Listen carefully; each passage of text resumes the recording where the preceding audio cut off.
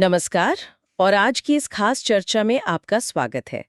हम आज गहराई से समझने वाले हैं भारतीय डेरिवेटिव्स बाजार के उन बड़े बदलावों को जिन्होंने इंट्राडे एफएनओ ट्रेडर्स की दुनिया में काफी हलचल मचा दी है। हाँ, बिल्कुल। खासकर वो ट्रेडर्स जो निफ्टी 50, बैंक निफ्टी जैसे इंडेक्स के साप्ताहिक ऑप्शंस में रोजाना ट्रेड करते हैं। जी, उनके लिए तो ये बहुत मायने रखता है। हमारे पास चार्ट मास्टर बीएन रिसर्च की एक काफी डिटेल्ड विश्लेषण रिपोर्ट है। ये रिपोर्ट सेबी ने जो लॉट साइज में हाल में बदलाव किए हैं उन पर, उनसे ट्रेडिंग कैपिटल पे क्या असर पड़ा है और इस बदलते एफएनओ माहौल में क्या कहते हैं टिके रहने के लिए क्या रणनीतिक बदलाव करने पड़ रहे हैं, इन सब पर फोकस करती है। सही। तो आज हमारी कोशिश यही रहेगी कि इन बदलावों को ठीक से समझें, इनके पीछे सेबी की सोच क्या है, और सबसे जरूरी इंट्राडे ट्रेडर्स, खास तौर पर जो वीकली एक्सपायरी वाले इंडेक्स ऑप्शंस में एक्टिव हैं, वो इस नए दौर में कैसे एडजस्ट कर रहे हैं। बिल्कुल। और देखिए, ये समझना बहुत जरूरी है कि ये सिर्फ कोई छोटे-मोटे नियम नहीं बदले हैं। हाँ। ये बदलाव ट्रेडिंग के तरीके को, मतलब कितनी पूंजी चाहिए, कैसे रिस्क मैनेज करना है, इन सब को जड़ से बदल रहे हैं। एक तरह से एफएनओ ट्रेडिंग का पूरा खेल ही बदल सा गया है। तो चलिए इसी गुत्थी को सुलझाते हैं। एसीबी ने हाल में लॉट साइज में कुछ बदलाव किए हैं। जी। पहले सुनने में आया था कि लॉट साइज बढ़ाए गए थे बहुत ज्यादा। हाँ, वो नवंबर 2024 में हुआ था। और अब सुनने में आ रहा है कि कुछ कमी की गई है। ये क्या चक्कर है? हाँ, आपने सही सुना। देखिए, एसीबी का जो सबसे नया सर्कुलर है वो 30 दिसंबर 2025 से लागू होगा। अच्छा, 2025 से? हाँ, और इसमें कुछ मेन इंडेक्स के लॉट साइज कम किए जा रहे हैं।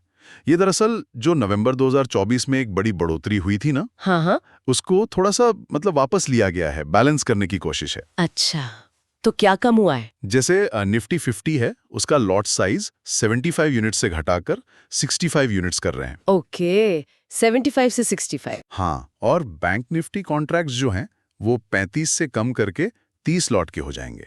ठीक है, तो ये उन इंट्राडे ट्रेडर्स के लिए थोड़ी राहत की बात हुई जो पिछले 1 साल से परेशान थे बढ़ी हुई कैपिटल से। थोड़ी राहत तो है, हाँ। लेकिन वो नवंबर 2024 में क्या हुआ था, वो बदलाव तो बहुत बड़ा लग रहा था सुनने में। नवंबर 2024 वाले बदलाव तो क्या कहते हैं, गेम चेंजर थे बिल्कुल। निफ्टी 50 का लॉट साइज सोचिए, एक झटके में 25 यूनिट से सीधा तिगुना, 75 यूनिट्स। 25 से 75? बाप रे। हाँ, और बैंक निफ्टी 15 से बढ़कर 35 लॉट का हो गया था। और फिन निफ्टी यानी निफ्टी फाइनेंशियल सर्विसेज वो 25 से 65 का हो गया था। अच्छा। इसने तो डेरिवेटिव्स ट्रेडिंग के लिए जो जरूरी पूंजी है, खासकर कम कैपिटल वाले इंट्राडे और वीकली ऑप्शन ट्रेडर्स के लिए पूरी गणित ही बदल दी थी। ये वाकई दिलचस्प है। पर सेबी ये कर क्यों रहा है? पहले इतना बढ़ाना, फिर अब थोड़ा कम करना, क्या चल रहा है नियामक के दिमाग में? देखिए, सेबी का जो मुख्य लक्ष्य है ना, वो हमेशा से रहा है कि बाजार में लोग आसानी से आ भी सकें, एक्सेसिबिलिटी, और जो निवेशक हैं उनकी सुरक्षा भी हो। हाँ, ये बैलेंस बनाना मुश्किल है। बिल्कुल। तो नवंबर 2024 वाला जो बड़ा कदम था, वो असल में कुछ चौंकाने वाले आंकड़ों के बाद आया था। पता चला कि एफएनओ सेगमेंट में वित्त वर्ष 2025 में ट्रेड करने वाले 91% रिटेल ट्रेडर्स को नुकसान हुआ था।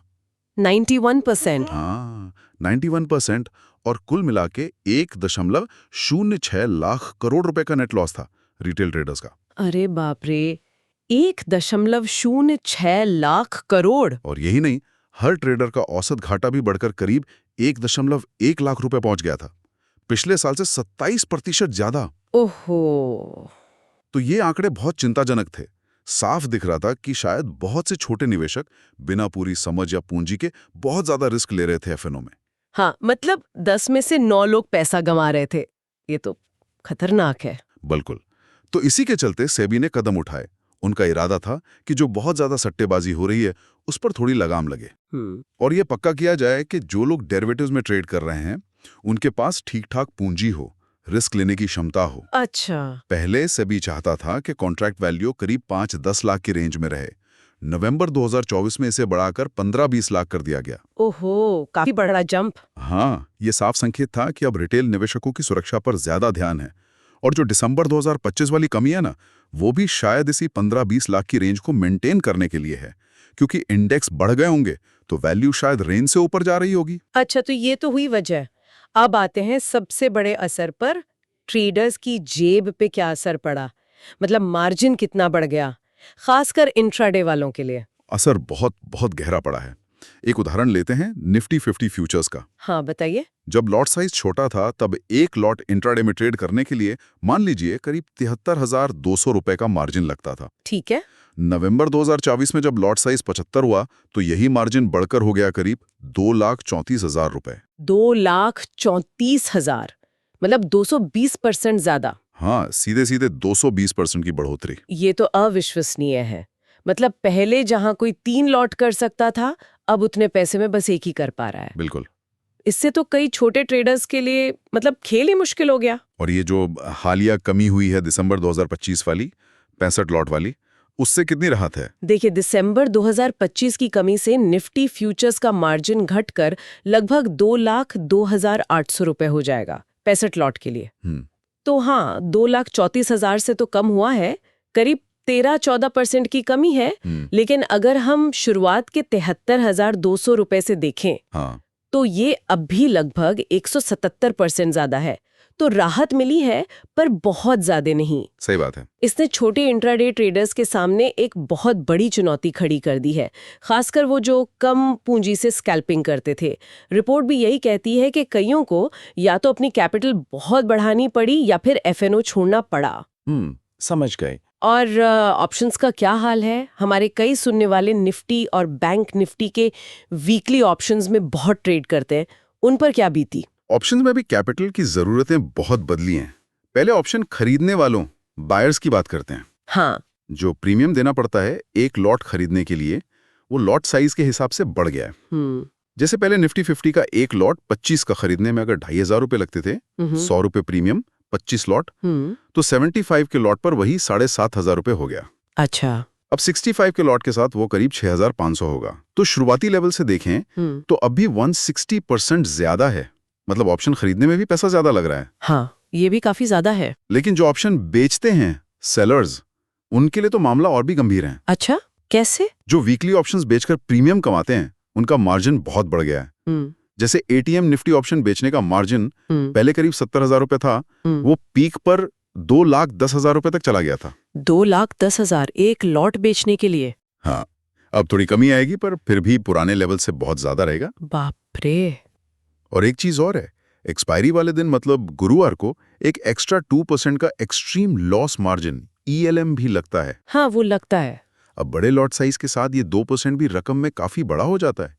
तो ऑप्शन सेलर्स पर, खासकर जो एक्सपायरी तक रुकते हैं, उन पर दबाव और बढ़ गया है। समझ गई। तो इतनी ज्यादा पूंजी चाहिए, रिस्क बढ़ गया, जाहिर है ट्रेडर्स को अपनी स्ट्रैटेजी बदलनी पड़ी होंगी। अब वो ट्रेड कैसे कर रहे हैं? बिल्कुल। देखिए, ये बदलाव इतने बड़े हैं कि छोटी मोटी एडजस्टमेंट से काम नहीं चलता। सबसे पहला असर तो पोजीशन साइजिंग पर आया है। पहले कोई ट्रेडर शायद 4-5 लॉट में छोटा ट्रेड कर लेता था। अब उतने ही लॉट के लिए कई गुना पैसा चाहिए। तो नतीजा क्या हुआ? या तो ट्रेडर अपने कुल कैपिटल का बड़ा हिस्सा एक ही ट्रेड में लगा रहा है, जो कि रिस्की है। हाँ, बहुत रिस्की। या फिर वो अपने ट्रेड्स की संख्या बहुत कम कर रहा है। खासकर जो स्कैल्पिंग करते थे ना, दिन भर में छोटे छोटे कई ट्रेड लेकर कुछ पॉइंट्स निकालना, हाँ, वो तो बहुत पॉपुलर था। वो अब बढ़ी हुई पूंजी और हर ट्रेड पे ज्यादा रिस्क की वजह से कई ट्रेडर्स के लिए फायदेमंद नहीं रहा। मतलब ब्रोकरेज और टैक्स भी तो ज्यादा लगता है बड़े लॉट पर। सही बात है। तो फिर अब क्या चल रहा है? कौन सी स्ट्रैटेजीज ज्यादा यूज हो रही हैं? हाँ, एक बड़ा बदलाव जो दिख रहा है वो ये है कि कई अनुभवी इंट्राडे ट्रेडर्स अब कम ट्रेड पर बेहतर ट्रेड वाले रास्ते पर हैं। Quality over quantity. बिल्कुल। दिन भर दर्जनों ट्रेड नहीं, बल्कि गिने चुने लेकिन जिन पर पूरा भरोसा हो, हाई कन्विक्शन, वैसे ट्रेड्स पर फोकस कर रहे हैं। इसके लिए जाहिर है ज्यादा अच्छी एनालिसिस, ज्यादा धैर्य और मार्केट टाइमिंग की जरूरत है। और स्ट्रैटेजीज में इंट्राडे स्विंग ट्रेडिंग, मतलब दिन के दौरान जो थोड़े बड़े मूव आते हैं उन्हें पकड़ने की कोशिश, हाँ, वो ज्यादा हो रही है। मोमेंटम वाली स्ट्रैटेजीज, जहां तेजी दिख रही हो वहां घुसना, वो भी पॉपुलर है। और हाँ, वॉलेटिलिटी पे खेलने वाली स्ट्रैटेजीज, अच्छा, जैसे ब्रेकआउट ट्रेडिंग या फिर ऑप्शंस की वो स्ट्रैटेजीज जो वॉलेटिलिटी के घटने बढ़ने पर बेस्ड होती हैं, खासकर वीकली ऑप्शंस में एक्सपायरी के आसपास। ये सब आमतौर पर बड़े मूव्स को टारगेट करती हैं ताकि बढ़ी हुई कैपिटल और रिस्क जस्टिफाई हो सके। ये समझ आता है। लेकिन जब हर ट्रेड इतना बड़ा हो गया है, तो रिस्क मैनेजमेंट वो तो अब मतलब सबसे जरूरी चीज बन गया होगा। आपने बिल्कुल सही पॉइंट पकड़ा। रिस्क मैनेजमेंट अब कोई ऑप्शन नहीं है, वो अब सबसे पहली जरूरत है, स्ट्रैटेजी का हिस्सा है। हाँ। सोचिए, पहले निफ्टी में 25 के लॉट पर 20 पॉइंट का स्टॉप लॉस लगा तो 500 रुपए गए। हाँ। अब 65 के लॉट पर वही 20 पॉइंट का स्टॉप लॉस, मतलब 1300 रुपए का नुकसान। और 75 के लॉट पर 1500 रुपए, मतलब एक गलती की कीमत 2.5-3 गुना हो गई है। बाप रे, ये तो सोचने वाली बात है। बिल्कुल, इसीलिए अब ज्यादा एडवांस्ड रिस्क मैनेजमेंट टेक्निक्स चाहिए। सिर्फ अंदाजे से स्टॉप लॉस नहीं चलेगा। तो क्या कर रहे हैं ट्रेडर्स? अब शायद system based stop loss, trailing stop loss का ज्यादा इस्तेमाल हो रहा है, या फिर ऑप्शन से अपनी पोजीशन को हेज करना। हेजिंग, हाँ।